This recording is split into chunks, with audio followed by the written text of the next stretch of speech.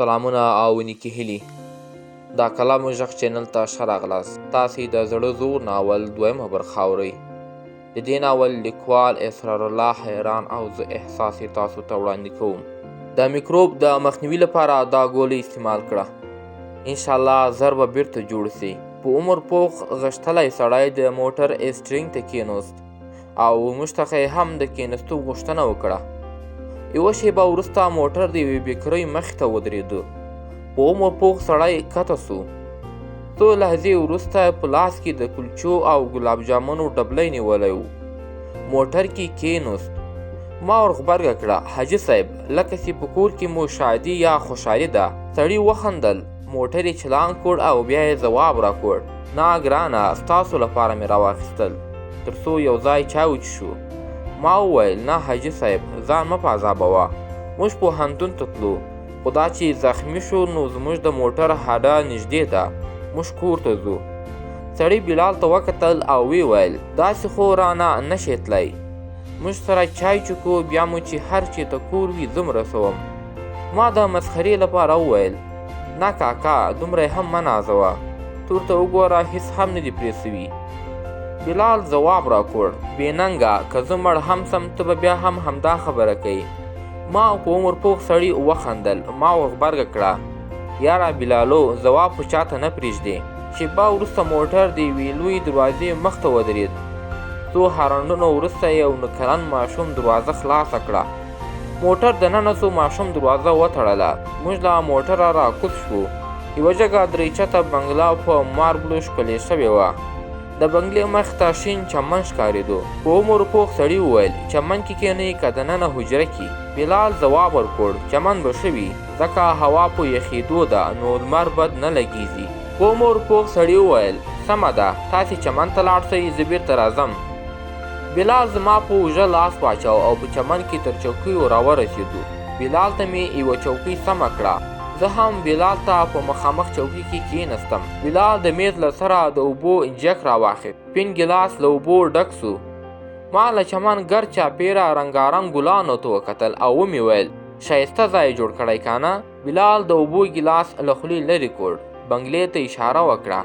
بیا یې خبرې ته دوام ورکړ: دومره ښایسته بنګله، مخې ته یې چمن، د چمن ګر چاپېره ګلان او د موټرونه خامخا ښایسته دي، خو زموږ په شان د غریب سړي کار نه ده. په عمر پوخ سړي د چایو پتنوس راوړه.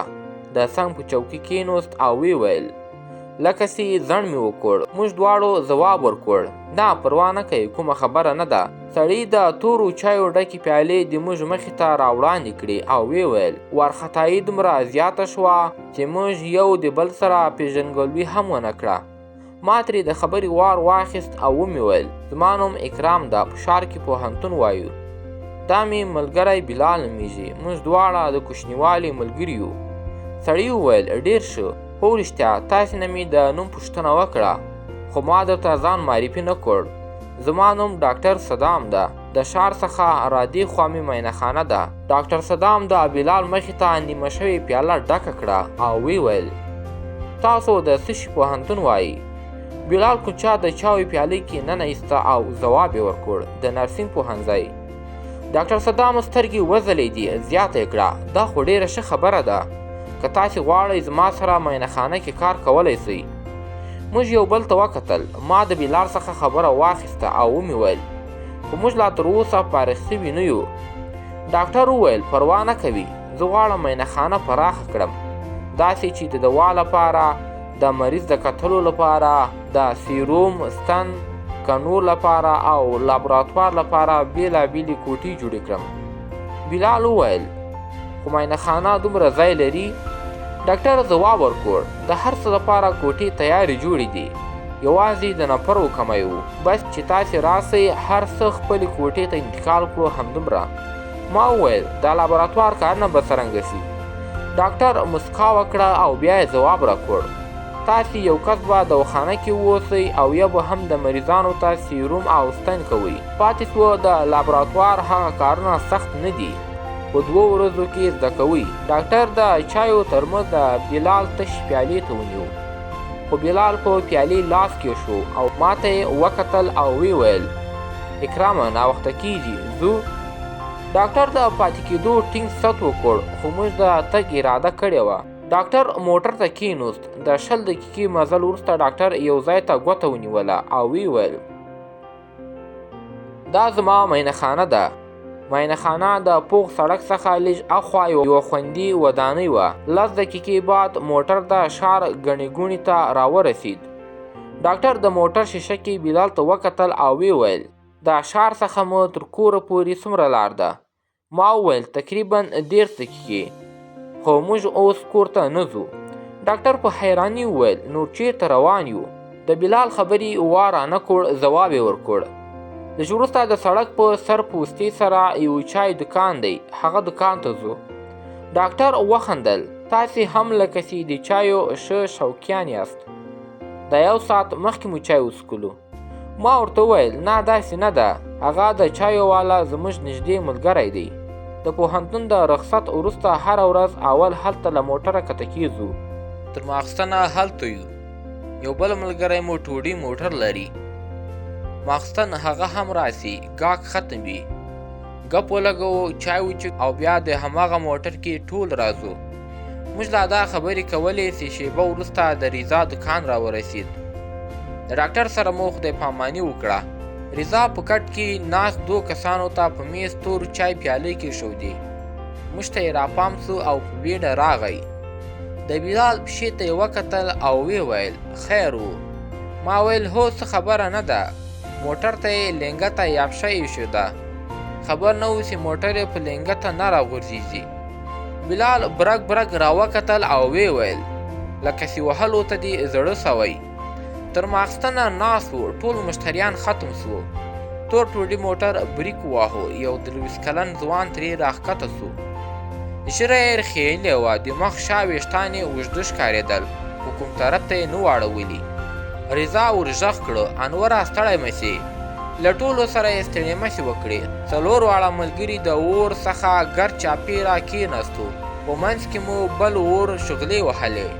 موږ 4: اکرام، بلال، رضا او انور ډېر خواږه ملګري وو. هېڅ راز مو یو له بله نه پټاوه. هر کار به مو په مشوره کاوه. زه، انور او بلال همزولي وو، خو رضا له موږ څخه یو څه مشر و. رضا پخه څېره لرله، د سترګو لاندې تورې حلقې وې، ژیره به یې کموله. انور هم ګپ شپي هلک و. که هر څومره به خفه وې، خو د انور سره په ناستې به دې حتما خندل. رضا وویل: مشتریان خو هسې هم ختم سول، اوس به موږ چای وچښو که څنګه بلالو؟ انور د شوګیز په سر ګرد چاپېره ایښودل سوی کوتیو یا ډبلیو ته وکتل. څو کوتیو کې خواږه شیان وو، ځینې نورو کې رنګارنګ کلچې ښکارېدې. ورغږ یې کړه: یاره رضا، نن مې هسې هم ګټه نه ده کړې، د چایو سره د کلچې هم راواخله. شېبه وروسته ټولو د تور چای ډکې پیالې لاس کې نیولې وې. پین ګروپ ټول دکان روښانه کړی و. ځای ځای به د سپیو غپا راتله. رضا وویل: ښه، مصروفیات ډېر و. بلال څه پیښه کړې؟ انور هم ورغبرګه کړه: ما هم همدا پوښتنه کوله، خو ښه ده چې تا وکړه. ما ټوله کیسه ورته وکړه. د رضا شونډې وخوځېدې او ویې ویل: ښه، اوس ورځئ که نه؟ ما ځواب ورکړ: هو، زه به سبا ورسم. د بلال پښه هم 2 یا 3 ورځې بعد ښه کېږي، بیا به دا هم راسي. که نور څه نه وي، د پوهنتون مصارف به ترې پوره کوو. انور وویل: ښه خبره ده، عملي کار به هم زده کړئ. بیا یې بلال ته وکتل: ستا پښه اوس څنګه ده؟ بلال ځواب ورکړ: انوره یاره، دومره بده نه ده، زر جوړیږي. ماخستن ناوخته رضا وویل: انوره، زه د ناپاکې پیالې ژر مینځم، ته موټر چالان کړه چې ناوخته کېږي. کلي ته له رسېدو وروسته ټول خپلو کورونو ته لاړو. بوډا ساعت ته وکتل او ویې ویل: کامرانه زویه، ناوخته دی، ورسه ویده سه. کامران په خبره کې ور ولوېد: خو پلارجانه، تر اوسه زه د مینې په تعریف پوه شوی نه یم. بوډا موسکی سو، بیا یې خبرې ته دوام ورکړ او ویې ویل: صبر وکړه لیونیه، کیسه خو لا پاتې ده، د مینې په ټولو اړخونو به پوه سې. هلک زړه نازړه کټ ته روان سو، خو لا یې هم پوښتنې بې ځوابه پاتې سوې. لا تر اوسه یې په کیسه کې د مینې په باره کې څه وانه اورېدل. په همدې سوچونو کې د خوب نړۍ ته ولاړ. چرګانو اذانونه کول. هلک سترګې خلاصې کړې، ساعت ته یې وکتل او ویې ویل دا خو سحر سوی. لمونځ یې وکړ. بوډا سړي هم قرآن کریم بند کړ، د دعا لاسونه یې په مخ راکش کړه او ویې ویل کامران زویه راویښ سوی؟ کامران ځواب ورکړ هو پلارجانه، خو کیسه ته مې سودا ده. د بوډا سړي شونډې وخوځېدې. زوروره صبر وکړه. هلک وویل خو پلارجانه نن باید هغوی ته ځواب ورکړم. بوډا سړي ترخه مسکا وکړه. کامران ته یې مخ واړاو او ویې ویل مینه دومره کوچنی شی نه ده چې دومره زر دې پرې سر خلاص سي، خو داسې ستا تلوار دی نو بیا غوښ شه.